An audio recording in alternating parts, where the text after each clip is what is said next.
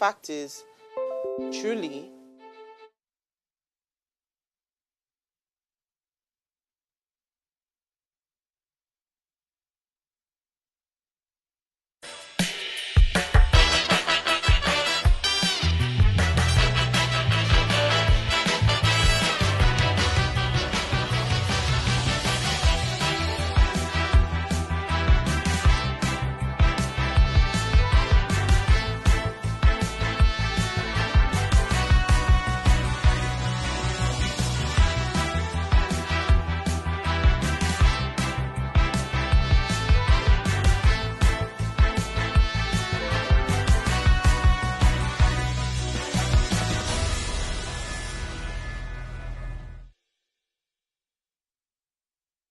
hello and welcome to What Are You Saying? Hashtag Waste, where we talk about topics in the news as it affects us all. I am Osayome Sally, and today, Messi and I are flying solo. Hi, Messi. Hello, it's good to see you. Good evening. Good evening. How are you doing? How was your day? How was your weekend? I think that, first of all, I'm doing very great. And secondly, my day has been very stressful. I feel like, with the events that's going on in the country, it trickles down. So it's just left for individuals, to be able to manage it. So from the issue of waking up, they say while men slept, the enemy came.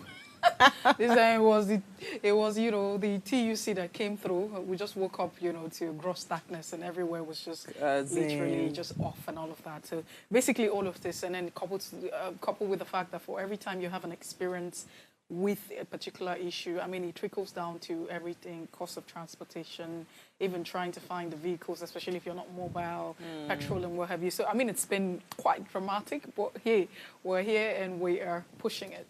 Absolutely, my darling. It's traumatic. Let us put out a disclaimer in case we just go blank. Maybe so. Like there has not been light all day. It's just been. Thank God we have solars and inverters, but it's not the same. Yeah. Honestly speaking, Nigeria, I think I've gotten to that point where. All right, today we're having a conversation around the federal government and local government autonomy, right? Here's what we found as today's quote. It says, true federalism is the key to national development. That's the quote for today. All right, so the debate over local government finance and autonomy in Nigeria revolves around the balance of power and resources between the federal government and the 36 states. Advocates for greater state autonomy argue that empowering states to generate and manage their own revenue will promote innovations, reduce regional inequalities, and improve governance. So tonight we're asking, state government versus federal government, the local government finance and autonomy. That's the conversation. And of course, to provide us with in-depth understanding of this topic, we have our guest, Kunle Lawal. He's Executive Director, Electoral College, and he's joining us right here in studio much later. But first, let's run off on the break. When we come back from that break, we want to see what we found in today's news.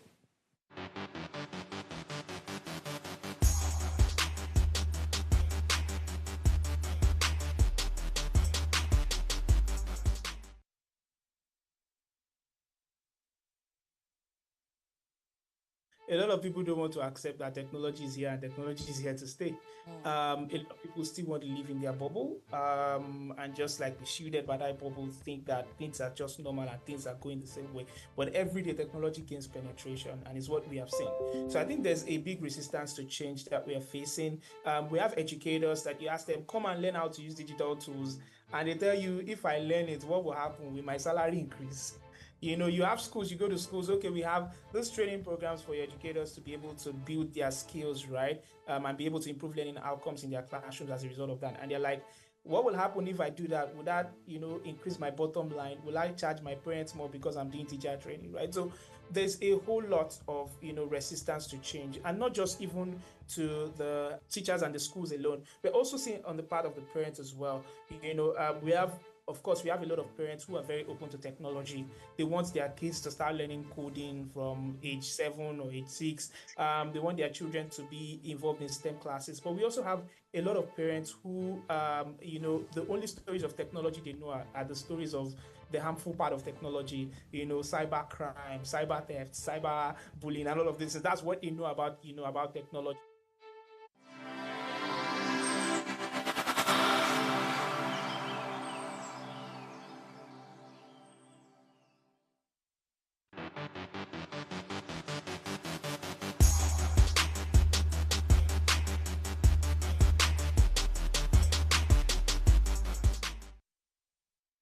All right, thanks for staying with us. Now, World Bicycle Day is observed on the 3rd of June every year as declared by the United Nations in 2018. This day aims to recognize the versatility and sustainability of bicycles as a mode of transportation, promoting physical activities, reducing carbon emission, and fostering social inclusion. It's a day to acknowledge the importance of bicycles in connecting people and communities, improving physical and mental health, reducing air pollution, supporting sustainable development.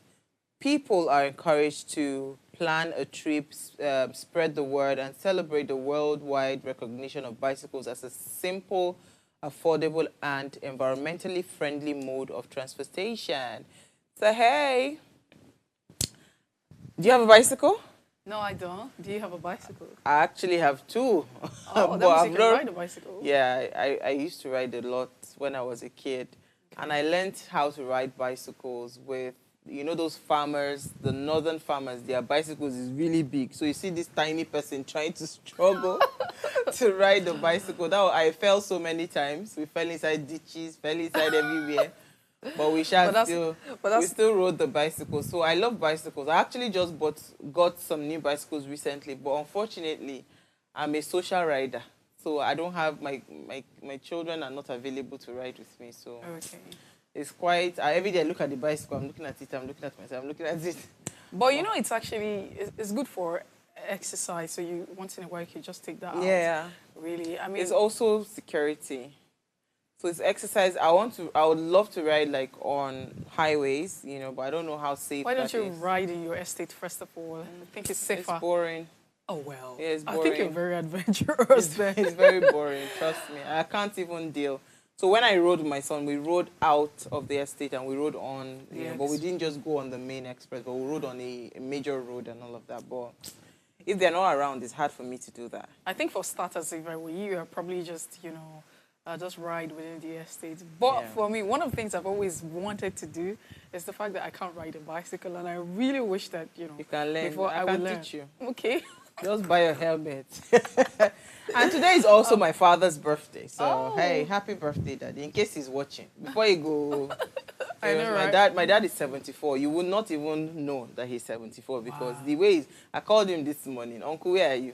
Happy birthday. He said, I'm at the site. It's working, Every time I look at him and I just feel so blessed because we've never had any reason to go to the hospital. We've not had any reason. Both parents. So it's a blessing to have parents that are healthy and, So when I'm just looking at the bicycle and health, and I just say anything that keeps your body moving. Yeah. It's very important that you are intentional about moving your body. Yeah. We're quite sedentary with our lifestyles. Yeah, very. It is very difficult for people to move, and that's why we're having more and more illnesses, every day. So bicycles are actually very good. And that's why, for once, if you have a bicycle just like yourself, if anyone has a bicycle, it'd be important to, once in a while, just, go on a ride during weekends. I think I'll bring it to the office.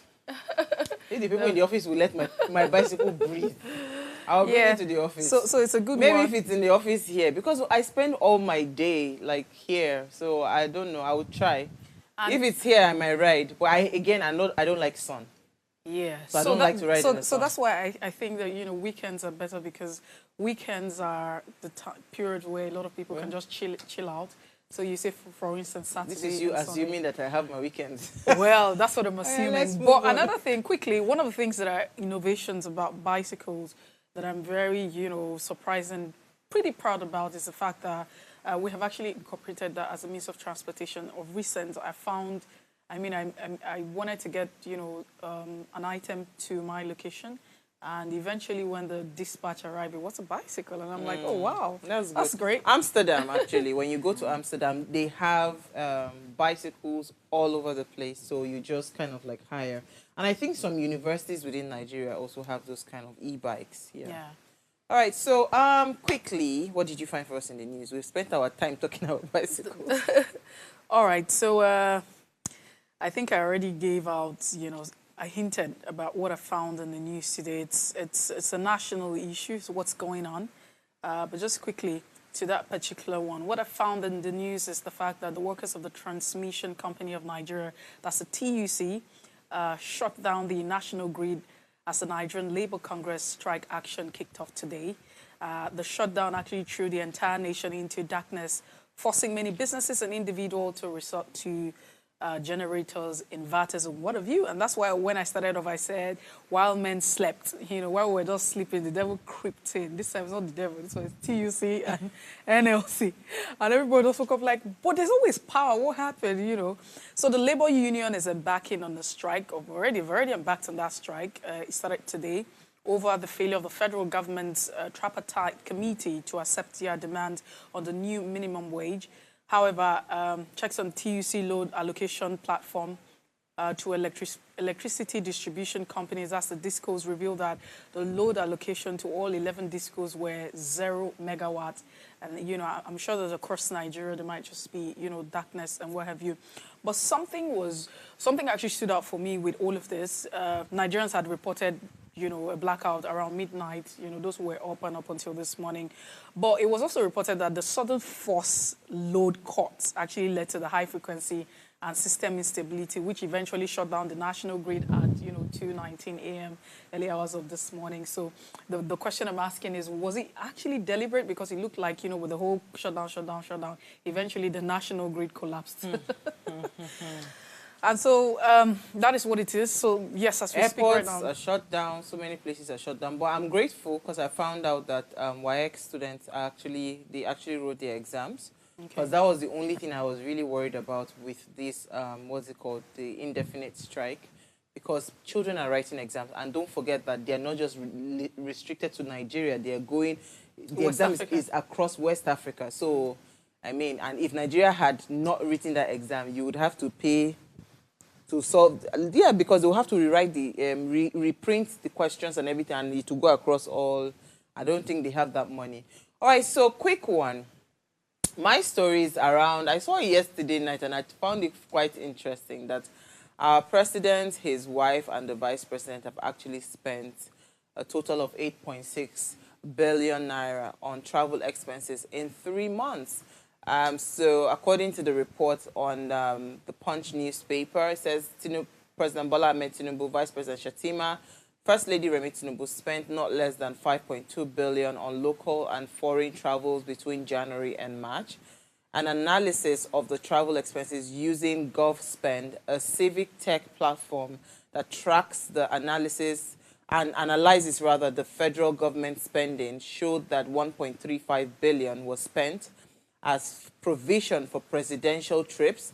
Other related expenses in 3 months were 3.53 billion was spent on foreign exchange purchases, while during 10 international trips, and of course 637.85 million was disbursed to 2 travel agencies for the purchase of air tickets for presidential, local, and foreign trips. Now, this payment made through the State House Transit account to various recipients did not include ESTO codes of the president's entourage. So this was the government. So in total, government spent about 12.59 billion on maintenance of the presidential air fleet within the same period. So whilst we're spending about 8.6 billion on travel expenses, they also spent about 12.59 billion on maintenance of the presidential air fleet. I will leave it there because I have nothing to say about this. I just thought to mention it. When we come back from that break, we want to speak to our guest about the local government autonomy. Stay with us. We'll be right back.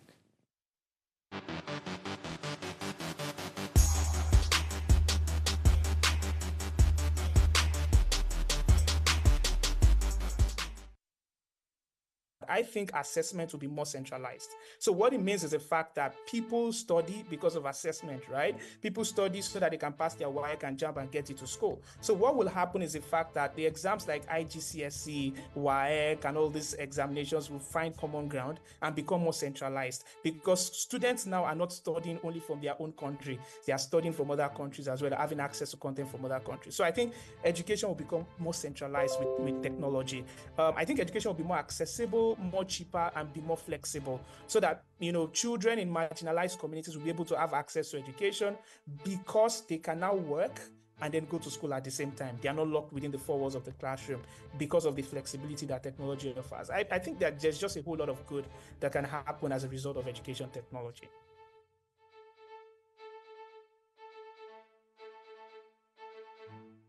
Efficiency in terms of electricity distribution. People should be able to see this power being generated. When you see that power is generated, you wouldn't really complain in payment. However, the hike in price was quite sudden.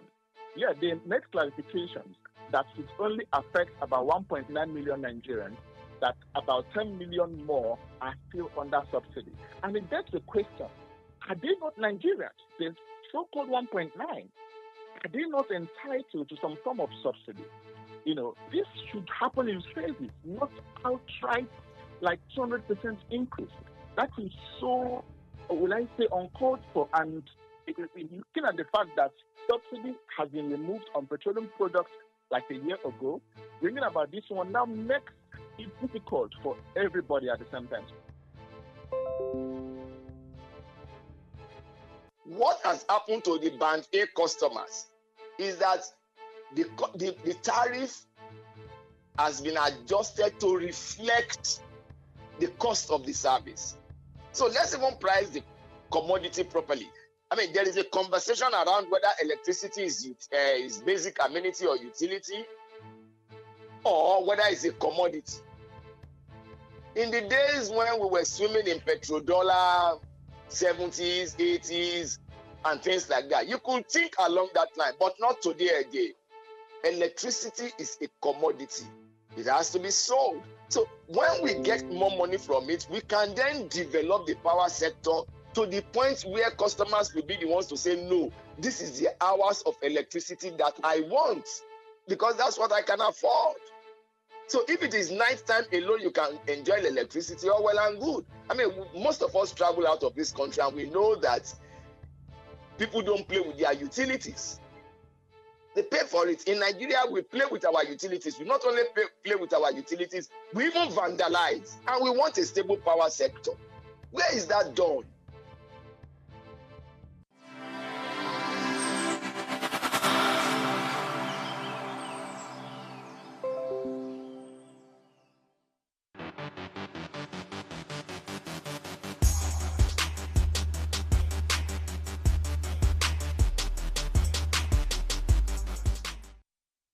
All right, thanks for staying with us. Now, tonight's discussion centers on the critical topic of local government finance and autonomy, exploring the dynamic relationship between the federal government and Nigeria's 36 states. As Nigeria navigates its federal structure, questions arise about the distribution of power and resources, particularly concerning the autonomy of states in managing their finances. All right, before I bring in our guest, we have a video, I think. There's a video of the president. It's a very, I'll just play a short clip, then I'll bring in our guest.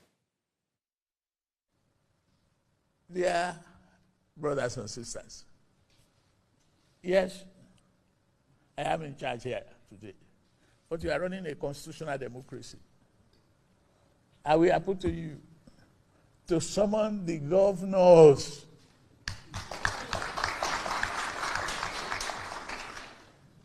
some of them, call them up. I'm doing my best to improve the revenue of the country. and given them their due. But they must equally be sympathetic to the populace, and they must consider the need of the local people. People reside in the local government.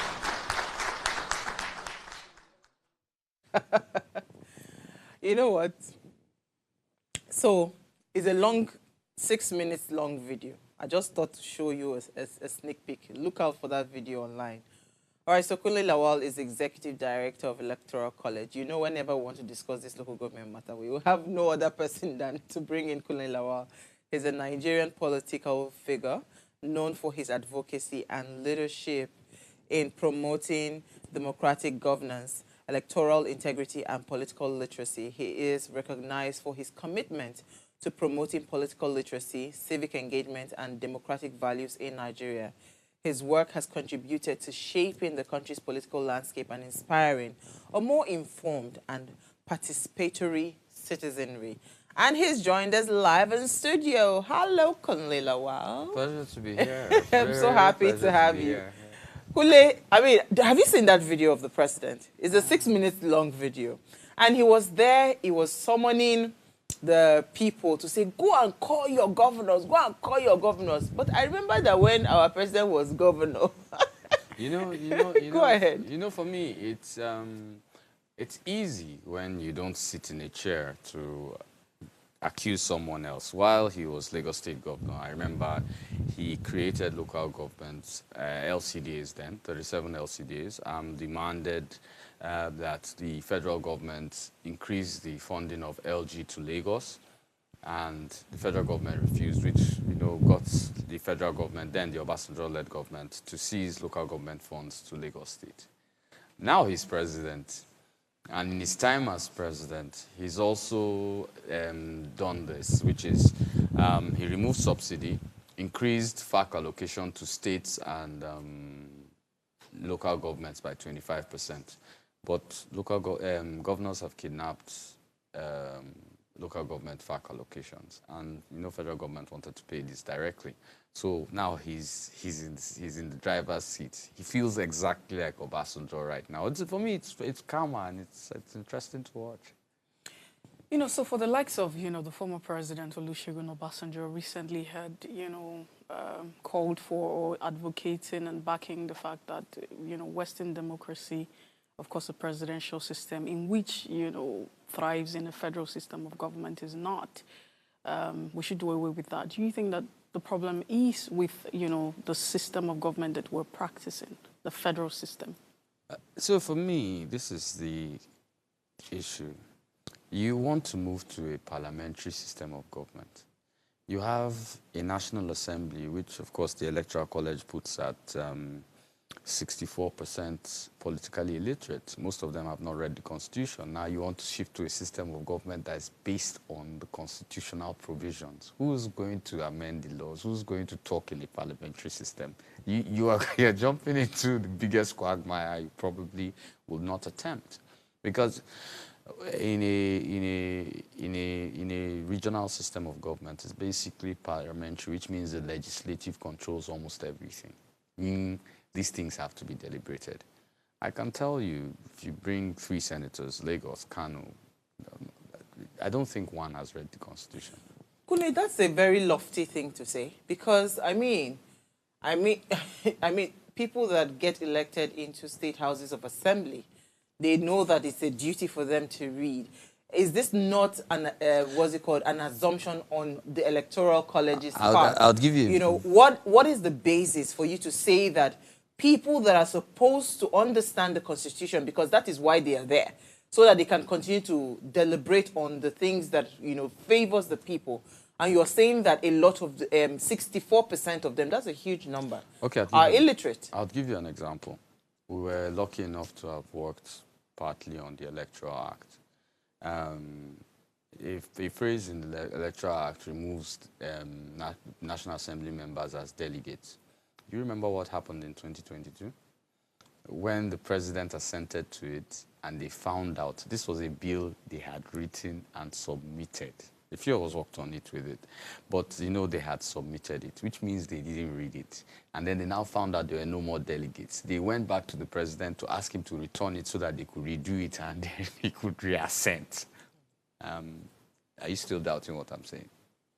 So then, you know, it takes me back to, you know, to that question, because I think you didn't answer it. It's the problem with the federal system as a structure, because over time we've also had, you know, conversations around true federalism and decentralizing power. So people say, oh, we're not practicing true federalism. Is the problem with the system, the federal system, or it's in the practice, the people who are practicing it? So the best way to define this, or the best way to answer your question, is that there's nothing wrong with the presidential system. The federal system? The federal system, presidential system. There's nothing wrong with it. What we have done is that we've created a culture of politics in Nigeria, which is totally deviated from anything. The basis of any democracy is local governments must function, because local governments are the first handshake of democracy to the people. If you kidnap the local government, how is democracy going to reach people? Local government is in charge of primary health care, is in charge of primary education, they're in charge of bridges, markets, basic taxes, and you annihilate them from the system, seize their funds. How do you expect these places to function? You're going to have a critical problem, because let's look at it. I'll give an example. Etiosa, where we are in. Etiosa's FAC allocation is about 698 million per month. Etiosa's estimated IGR per month is 1.6 billion. 1.6 plus 6, let's just say roughly 2.2 billion.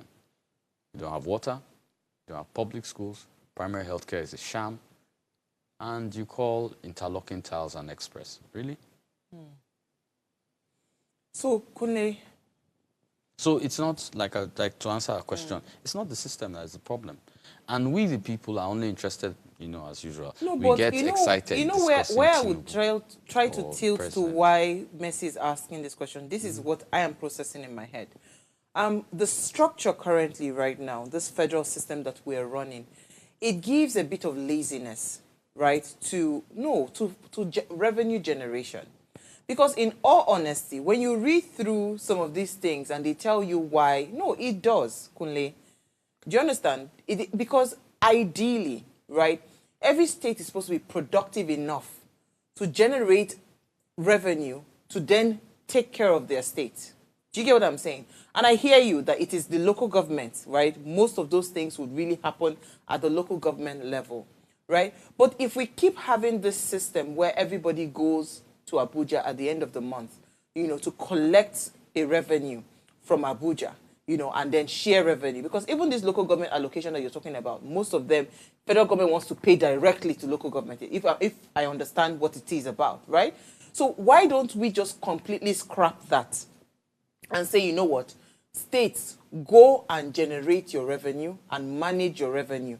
You get what I'm saying? Maybe we might now finally find a different, a difference in what is currently being run.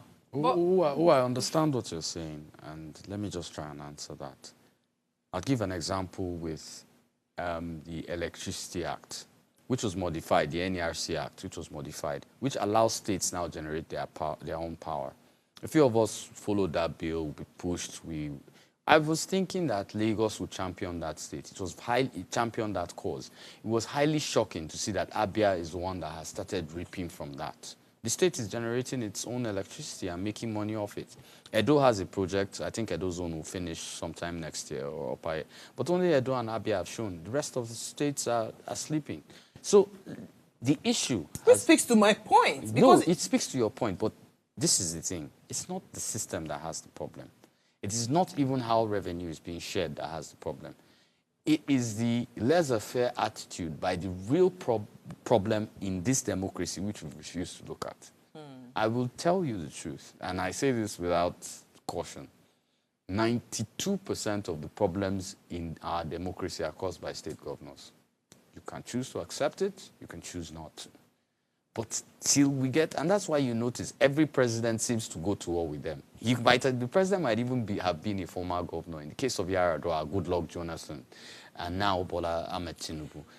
they go to war with these governors because when they were governors, they were going to war with the president. But when you sit down as the president in Abuja and you see what has been planned, even legislatively has been structured out, you know that governors are the problem. But here's the catch.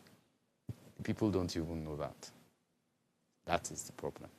So, it brings us back, to the conversation. You have also raised some issues about, when the table actually turns, then you find out that this is what it is. I remember sometime in 2020 when the former president, Muhammadu Buhari, signed an executive order, asking for financial autonomy for the judiciary, of course, the local government. And up until this moment, it's an executive order. It ought to have been, obeyed and respected. But we're still here in 2024. No, the president, So what happened in 2020, Executive Order 10 of 2020, which directed full allocation to the autonomous nature. The first thing we need to understand is that within the Nigerian constitution, there is nowhere that states are autonomous. So why should the constitution in the first place state that local governments are autonomous? I believe that the crafters of the constitution, as long as they provided funding for the states and for the local governments, it indirectly meant they were autonomous. Because if you are not autonomous and I'm providing funds for you, why am I providing it? So why do we want a constitution that writes local government is autonomous when states are not even written as autonomous in the constitution? And that is the first argument. The second, which clearly will be, if we go back into time, under the military regimes, the local government, I remember the first Porsche cars the police ever got were given to them by Algon. Some people might not remember this, but some people remember running water. Local government chairman races then were the real thing, if you could remember them. LEA schools worked. A lot of people went to LEA schools. How is a local government more functional under a military than it is under a democracy? It begs to ask very, very pertinent, serious questions. And as regards this money, federal government has always wanted to pay it. But local governments, and this is why I still say Nigeria is not ready for the kind of restructuring we talk about. I'll give you a clear example. State electoral commissions handle local government elections. Since INEC has ceded that to states, please, how has local government elections gone? I remember, was it on those states? The ruling party only put itself on the ballot and put yes or no. That is the heights of totalitarianism. And the funny part is, right now, in the National Assembly, there's a bill to take back local government elections from state governments. And this is not the federal trying to control. The chances... So these state governors have kidnapped the state legislature, they've kidnapped the local government, they've kidnapped the state judiciary. People now want to even give them state police. I don't know what you're talking about. No, but how do we... Or the fact that we're also, just like you have said, because in the course of that conversation, we know that a lot of people are asking for, let's grant, the states, autonomy. When they are financially independent, or you have states having control over their resources, that would mean they will control their resources, they will control the architecture, including the police. And this has always been the fear. There's been a lot of theories or fears about, what these governors would do, looking at how they are acting, even at the fact that they're entirely, they still get to report to, the center. So that has always been the fear. It's like saying, why can we get, the local government system to work if we have the three levels of government or tier of government, the federal government, the state government and the local government? Why can't three of them function properly? So I find this very funny.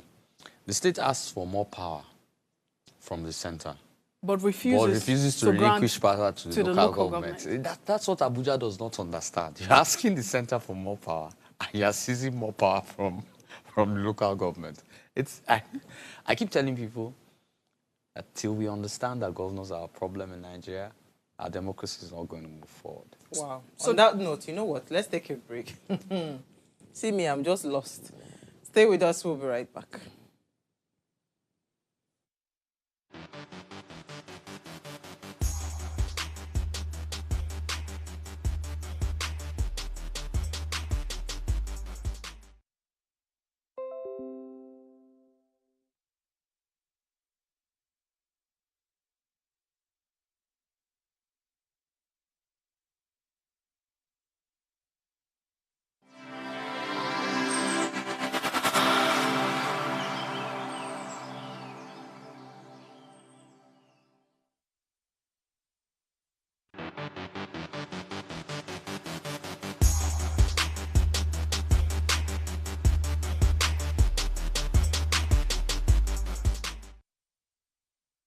thanks for staying with us. If you just tuned in, we're having a conversation around the federal government and, of course, the state government and, of course, the local government. And we're talking about finance and autonomy.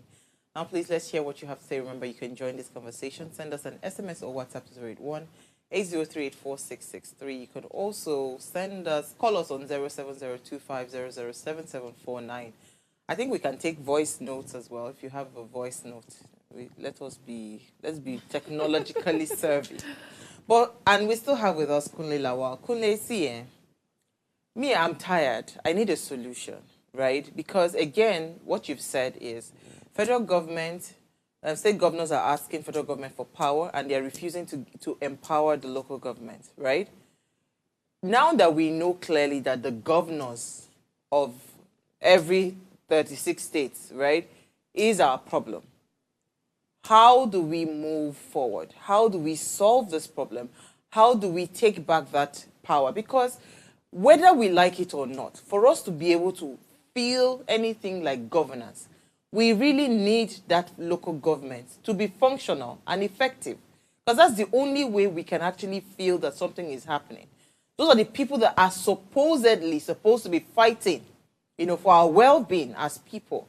So we've seen it now clearly that you've said governors are our problem. The president has said governors are our problem, that we should go and box them, right? And we don't have the power to box the governors.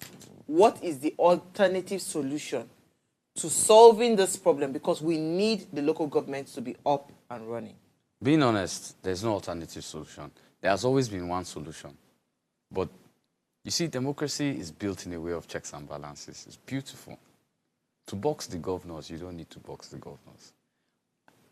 Democracy and the Constitution of the Federal Republic of Nigeria directly provides no immunity for local government chairmen. You want to give your governors a headache? Take your local government chairman to court. You don't have to sue them in Lagos, considering the state judiciary is already tilted to accepting or to protecting them. Carry the case to Abuja. Join NFIU, ICPC in the suit. And when one local government chairman goes to jail, the other ones will stop giving the money to the governor and you win. It is that simple. But if you say you're going to go on a full frontal with people with immunity, you are missing it. The checks and balances in a democracy doesn't mean you have to fight the exact guy that's causing the problem. Let's go back. So we have to do backyard fighting. That's what you're saying. But that's the way democracy is built. That's the beauty of democracy. Like if you're why is the president now directing us to go and face the governors when he knows that we cannot fight the governors because they have immunity? He's bringing out something clear. Which is what? He's making your problem has never been the center. The center. The Nigerian, put anybody as president today, you will still have the same quagmire you have. The problem has never been the center. I'm not saying the center does not have because even at the time where there was a constitutional review, you found out that some of these governors did not even assent to it. The National Assembly, they refused across the entire 36. Let me tell you why autonomy for local government failed. And it's very simple. And most people will think it's some clog. No. The National Assembly has become breeding ground for ex-governors and for incoming governors. Then you say you want to take the bread out of their mouths. What even gave them the power to even get there in the first place? So, but let's quickly look at, That's why the federal government is but there's a systemic problem here. Because what it means is that we might never find a solution to this problem. Wow, do you know the strongest? Because you tell me to take my local government chairman, right, to court. We know also that we have our judiciary system is not so great. No. It's not so great, Kunle. No, I agree. But in this case, this is very critical. Local government chairman, I repeat, I don't know why people call them honorable. Fun is in Lagos that I've heard so much honorable. They don't have immunity. So it's like me and you going to court. It's not any government. Government doesn't look at it that way. Abuja doesn't look at them as. But let's quickly look at the move made by the president recently, dragging the 36 state governors to court. How do you perceive this? Yeah, for me, that was supposed to be Buhari's move. Because with the executive order, he will need an assent of the National Assembly. The legislative is the strongest arm, whether we like it or not, whether we choose to accept it or not. If you want to beat the legislative, they have to go to the judiciary. So, of course, it's clear in the Constitution that governors cannot pilfer the funds of local governments. It's clear. So, an interpretation from the judiciary will help change. We're looking at it. And I think the fact that he's playing a two-pronged game is impressive, because as he's doing that, he's also at the National Assembly with a bill to take back local government elections from state governors. As long as state governors cannot dictate local government elections, it becomes a free-for-all. But if state governors are not able to detect local government elections, how do they deliver their states to the people that they are supposedly sponsoring? Because no, wait, now make I finish. The president's ascension right now to power is as a result of the coordination of also state governors who were able to use the local government, local government areas to be able to then kind of like push votes to his favor. Right? They used it in his favor to be able to put him there in power today, because he had to get the buy-in of all those governors. So why would he want to now kind of disrupt that system? No, but no, make it answer now. There's politics, and after politics, there's governance. Right now, we are at governance, and whether you like it or not, he doesn't want to be a disgraced president. He's headed there quite at about 340 kilometers per hour. So he's looking for quick wins. And sometimes quick wins might even be crucifying yourself in the next 4 years. But he knows that. I'll give you an example. Do you know that no local government in Nigeria, no local government, be it in Zamfara, earns less than 300 million?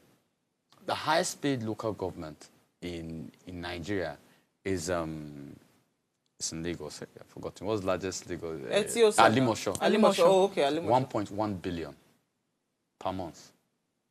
Alimosho, 1.1 billion. I have to say it clearly so that people will understand. 1.1 billion per month. That's not toy money.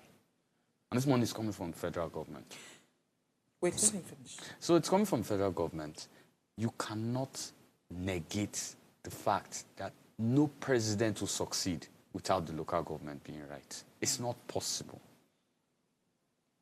So he knows it's a problem and he's trying to fix that problem. Well, he was part of the problem. He knows it better than anybody else. Let me come to you, Mercy. So I also want to, try to understand, for instance, you've cited an example of a local government here in Lagos, Alimosho, with the funds that they receive. And sometimes when you go to this local government, there's literally nothing to write home about in terms of infrastructure. And we know that the reason why you have the local government is to bring government closer to the people, development. Sometimes you look at the healthcare infrastructure. I'm just saying, for instance, I come from a state, and there are several local governments in this state. You look at the infrastructure, you look at the primary healthcare. You ought to have, the primary healthcare should be the first port of call before anybody start running to the teaching hospitals or the general hospitals. But usually people run to the all of that. So my question is, with all of the funds that's been allocated, despite the fact that the local government still do not have absolute control of the funds, how come, we haven't seen the development? First and foremost, I think we need to knock off the conversation that local government do not have absolute control of the funds. Because it is not the constitution or the law's business if you decide to give your funds to the governor. That is totally not the law's business. That's why I said if you take them to court, they will pay for it and they will go to jail. So the law doesn't look at it that way if you're returning. Now, as regards development, why has it been poor? First and foremost, I'll tell you something. Local government, as much as we the people would act like we are saints, we are 80% of the problem, Join. You know what, local Koleko, government, please hold that thought. I think we have Dr. Mohammed from Abuja. Are you there? Good evening. Good evening. How are you today? Fine, thank you. Go ahead, please. Is a welcoming, it's a development that all Nigerians should support. But I have a problem with the method taken by the federal government. The APC as a ruling party has the required two-thirds of state houses of assembly. So what we needed is constitutional amendment and not interpretation by the Supreme Court. Because at the end, there is no way Supreme Court will take away the responsibility of the State House of Assembly from providing for administrative and political structure of local government in Nigeria. So for me, it's neither here nor there. The only aspect that I know that the federal government might come out clean is Section 7 of the Constitution of the Federal Republic of Nigeria, which has to do with local government, democratically elected local government system is guaranteed. But any other one is politics. Thank you. Thank you. You want to speak to that? Yeah, about 457 of Nigeria's local governments, if I'm right, are not under-elected. Out of the 777, are not elected. They're caretaker. So that's a massive, massive, massive problem. And you know, we have different approaches to this. He doesn't seem to agree with the fact that The president he is dragging them to court. Yeah. But there won't be a political solution. From Goodluck Ebele Jonathan, they've tried to find a political solution. It has always ended with the governors winning. I think this is a new strategy, and I think we should exhaust it because we've played the other way. We remember what happened towards the end of Buhari's tenure, and state assemblies voted it out. Lagos being one of the chairpersons. So what I was saying earlier before he came in, the people cannot continue to say they are not part of the problem. Across Nigeria, local government election participation is less than 7% of Nigeria's voting population. We do not care. We are not bothered. Well, is it not an intentional act by the people that control the elections? It's an intentional act because you see, there's so much energy when it comes to presidential elections and government. In fact, it drops at the stage of governorship elections. Then local government is totally, like, literally the what's it called? Participation is quite poor, very poor. Some people don't even know that an election is ongoing, right, when it comes to local government elections. So is it not a deliberate thing, to keep wait now? We are talking, because you talked about your core is educating people on political matters, right? So politically, people are not, I don't think there's a consciousness of the importance of local government that has been driven in. Like, that point has not been driven home. So that's why a lot of people do not engage in local government elections. Well, we spent a lot of time in conjunction with budget over the last 1 year. We've been releasing FAQ going to local governments across states. Do you know the thanks I got? I don't want to mention states now, but multiple states and essays within those states to governors have threatened me not to come to their state. I remember I was on radio in a south state. I'm not mentioning the state, and we brought out their local government in conjunction, their local government FAQ allocation for that month. And they were threatening me on radio, but it was great that I was on radio via the phone and I was in another state, but I was still within the South. And people that even knew me, these are essays to governors who actually know me, called me and said, Kunde, this is why you won't last. Well, you have to name those states and shame them. So if you say you want us to identify these people because you say we cannot succeed without the people's buying. That's why the president is actually making this statement, so that we will have everybody there. You have to name those kind of states so we know who to direct our anger to. I've watched enough Game of Thrones to know that power is power. And then I think from all that he's been trying to say is there's always a way. Apparently, maybe that's why the president has decided to adopt this approach, because if you literally look at it, there's been times where, executive orders have been given, you have done X, Y, Z. It's like saying, I would like to borrow the words of Marianne, do you now, cut your nose to spite your face? The same people were asking to, reform the entire system. If we talk about, let's go to the Constitution to amend the Constitution, there are still... But let's start from the first problem. Do you know what the first problem actually is? What is it? We voted in the wrong legislators. I'd ask you a simple question. Show me one legislator in Nigeria that campaigned with bills. Is it not executive functions they campaign with? Are we aware that constituency projects are also unconstitutional? And are we aware that constituency projects money was actually taken by the Obasanjo government from local government money?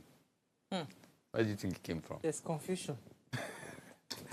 Let's not start Nigeria. Kunle, we do not even read the profile of these legislators when we were voting. What we've done over the years, I think, in fact, it was just the 2023 elections that we had a slight tilt towards paying attention to people, yes. No, because before then, we just vote across party lines. I got on the program, and I remember the program was held by a large radio station. I was at Tiosa, people running for House of Rep in Tiosa, and they were, the contestants, and they were talking, for lack of a better word, blah, blah, blah. And I called in, and I said, I've heard all what people have to say. Those are executive functions. Your powers are not executive. Constituency projects are not legal, are not constitutional. So I want to know the kind of bills you would defend in the House. And the room was quiet. The program ended because of the statement I made. So my question now, okay, just before, because I know that we're costing it down, she's literally asked you before, what's the solution? But how do we, how do we get back the local government to where it ought to be, to become a thought tier of government? How do we get, because in asking that question, I'm asking how do we get development back to the grassroots? First, you already have the backing of the presidency. What I think is that the electorate should go behind the presidency on this matter. You don't have to agree. This is not a Labour Party, APC, PDP matter. This is a Nigerian matter. The local governments are totally... kidnapped is even a nice word. Kidnap is when you even are offering ransom. Yeah. This one, they've taken it. There's no ransom. They've absconded. Completely hijacked. So we need to find that bridge that the people turn against and say, look, these local governments cannot continue like this. Where is, okay, Etiosa, where's our 600 and something million? If the local government chairman runs away, you file a case in court in Abuja, you form a AFCC, and you tell the government, you can't do this. We need to really take a stand. The truth is that, and I'll give you the figures. Last year alone, to tell you how interested in local government electoral colleges, last year alone, 2022 alone, 2.23 trillion was given to local governments in Nigeria in that year. Do you know how much that... 2.3 trillion. Where is the money? Where are the developments? Unaccounted for. My God. That is about 1/6 of Nigeria's budget. Well, your governors now have private jets. You're asking where it went to? No, but this is sad. This is sad, Kunle, because I'm trying to breathe. I'm trying so hard to breathe. See, because, I mean, literally, right? I also blame media houses. 2.3 trillion. 2.23 trillion would do a lot of things. I would also blame media houses. That is why we're here. That's why we're having the conversation. I'll explain here. No, so not ways. I said I'll blame media houses. Their basic conversations is what Tinubu is doing, what Buhari is doing, whether he coughed, he didn't cough. That's the conversation they've been playing throughout. Radio stations too are guilty of this. Everybody is so, I don't know, fixated on the center. You know, I was on a Zoom and, with very high-profile people in Lagos, and all they were talking about was the presidency. I said, go. You people sit down and face Etiosa. Etiosa local government chairman, you haven't finished with him. You want to go to Aso Rock. Do you know how big Aso Rock is? It's because people don't live in Abuja. Do you know how big? That's where you want to go and fight. Fight your small wars and win them. And, I've told even political parties. I remember I was talking to a party chairman, and you're saying, no, they won't participate in local government. And I say, why? I say, they've already won. I said, because of that mindset, that is why they've won. Because constitutionally, they can't stop you. So we need to draw a change and draw conversations towards this. So by supporting the president's move, as the electorate calling us to back him up on this, how do we go about it? So we should start sponsoring, what's it called?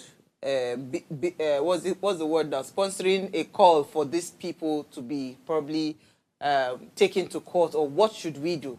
As electorate? Number one, as the electorate, your local government offices are available. The guy can run the whole day. If he decides to run, you go to the State House of Assembly and demand that the local government chairman no longer represents you because he's absent. He must account for, if you have the exact figures, 698 million came from federal government. What happened?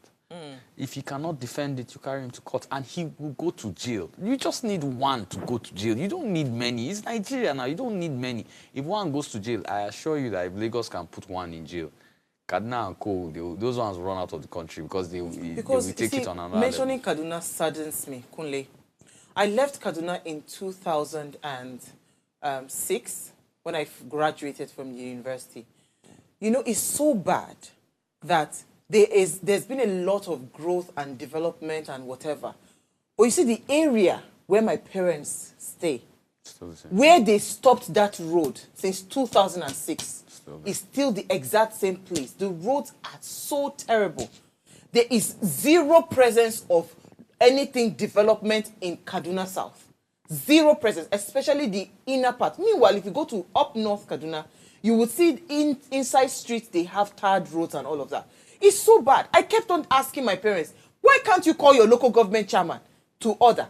Do you understand? How is this possible? Even if the governor decides to say he wants to be, what's it called? He doesn't want to bring development to you guys can call your local government chairman to order and probably take him to jail. But you know, I mean, to be very realistic, how do you even call your local government chairman to order when you don't know what is involved? And I think that's so that's what we've just that's on the premise that you're coming from, where you're saying that people need to get involved. It goes people beyond, need to know. It goes beyond just casting votes. It goes beyond another election year where we begin to rally around, you know, political parties and our candidates. Well, it's, you know, the election year is over. Are we involved? It's 1 year has already gone. What are we doing? Are we monitoring the process? Do we even know who our local government chairman is? Just like you said, no, this one I'm going to find out who that guy is. You know, thank you so much, Kule. Mercy, we have to run. You know how it is that you know how it is that we literally have to focus. I mean, we have to go, but I think that the conversation will continue. We have to continue the conversation. Kule, you have to go and help me look for that local government chairman. I will tell you the area after the show. But thank you so much, Kunle Lawal. Thank you, Mercy. Now, before we go, ensure you follow us across all our social media handles. Remember to like, share, invite your families and friends to watch and follow the conversation. Please, today's conversation is very important. If we really want to see change within Nigeria, we need to be intentional about our local government representatives. We need to be intentional. We'll see you guys. If you missed today's quote, here it is again. It says, true federalism is the key to national development. This was from Femi Fanalna. We'll see you guys tomorrow at 8 p.m. as we bring another great conversation to your screen.